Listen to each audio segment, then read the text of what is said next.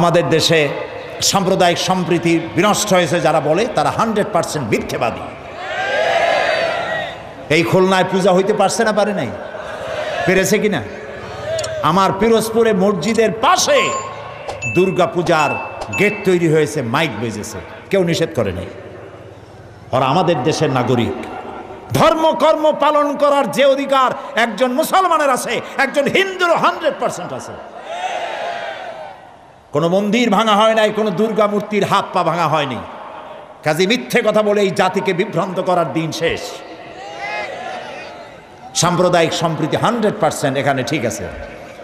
আর মৌলবাদ দেশ শেষ হয়ে গেল। মৌলবাদ এখন টুপি মাথায় দিয়ে ওয়াজ শুনতে আসলে, নামাজ পড়তে গেলে মুখে দাড়ি রাখলে যদি মৌলবাদ হয় ঠেকাইতে পারবে না। যেখানে যাবার সেখানে দাড়ি, যেখানে যাবার সেখানে টুপি।